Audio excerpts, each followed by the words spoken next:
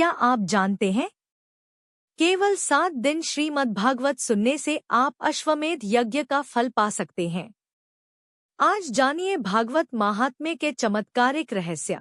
नमस्कार दोस्तों, आपका स्वागत है सनातन सार कथा अमृत में।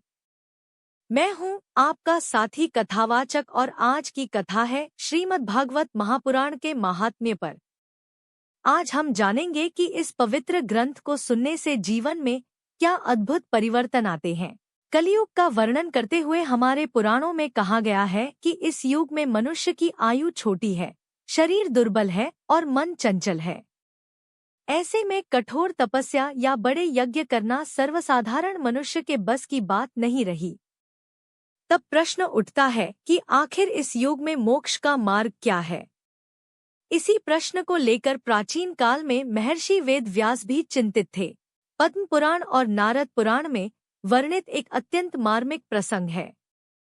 महर्षि वेद व्यास ने सभी वेदों और पुराणों की रचना की, फिर भी उनके हृदय में एक अतृप्ति बनी रही। वे समझ नहीं पा रहे थे कि आखिर कमी कहाँ रह गई।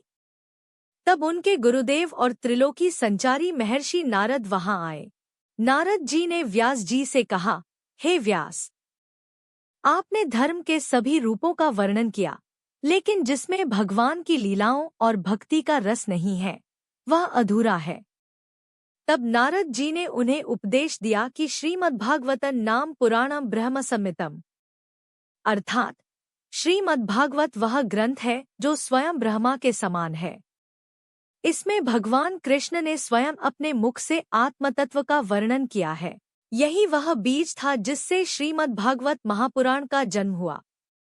लेकिन प्रश्न यह है कि केवल इस ग्रंथ को सुनने से ही इतना महत्व क्यों? स्कंद पुराण में एक अद्भुत श्लोक है जो कहता है, मैनिरे भगवद्रूपम शास्त्र भागवतं कलौ, अर्थात कलियुग में भागवत ग्रंथ को स्वयं भगवान का रूप माना गया है। जब आप भागवत सुनते हैं तो आप सीधे भगवान के दर्शन कर रहे होते हैं।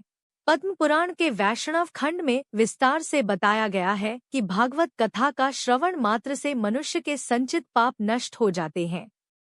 यदि कोई व्यक्ति श्रद्धापूर्वक केवल 1 सप्ताह यानी 7 दिनों तक भागवत कथा सुनता है तो उसे अश्वमेध यज्ञ जैसे महायज्ञ का फल प्राप्त होता है। कल्पना कीजिए, बिना किसी द्रव्य खर्च के केवल अपने कानों से अमृत पान करके आप पुण्य के अधिकारी बन सकते हैं। इसका प्रभाव केवल श्रोता तक सीमित नहीं है। कथावाचक जो सुनाता है और श्रोता जो सुनता है, दोनों ही परम गति को प्राप्त करते हैं। एक रोचक तथ्य पुराणों में मिलता है कि भागवत कथा के समय यदि पितरों के नाम पर तर्पण दिया जाए या केवल कथा का श्रवण किया जाए तो पितर भी तृप्त होकर मुक्ति पा जाते हैं। यहाँ तक कि वर्णन है कि कथा स्थल पर बैठे पशु पक्षी और कीट पतंगे भी इस पवित्र ध्वनि से मुक्ति पा लेते हैं।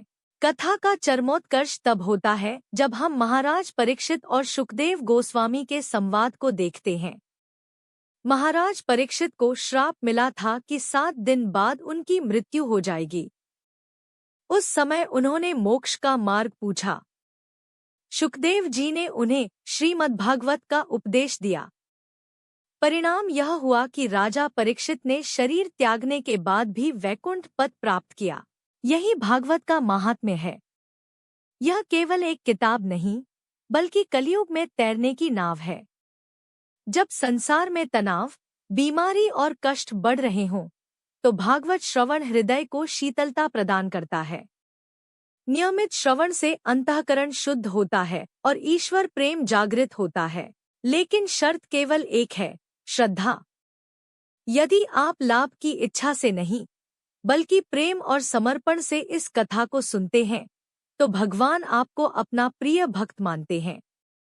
नारद पुराण में स्पष्ट कहा गया है कि जो व्यक्ति नित्य एक श्लोक भी पढ़ता या सुनता है, वह सभी पापों से मुक्त हो जाता है। तो मित्रों, आज का आध्यात्मिक संदेश यह है कि कलियुग में मोक्ष का एकमात्र सरल मार्ग श्रीमद्भागवत का श्रवण है। इसे केवल धर्म ग्रंथ न समझें, इसे अपने जीवन का मार्गदर्शक बनाएं। गुरु और वक्ता का आदर करें, सात्विक आचरण रखें और भक्ति भाव से इस अमृत को पान करें। आशा है आपको यह पावन कथा और भागवत महात्म्य की जानकारी प्रिय लगी होगी। यदि इस वीडियो से आपके मन में थोड़ी भी श्रद्धा जागृत हुई हो, तो वीडियो को लाइक करें और अपने परिवार के साथ साझा करें। ऐसी ही और पौराणिक कथाओं और आध्यात्मिक ज्ञान के लिए चैनल सनातन सार कथा अमृत को सब्सक्राइब करना न भूलें। मिलेंगे अगली कथा में, तब तक के लिए नमस्कार और जय श्री कृष्ण।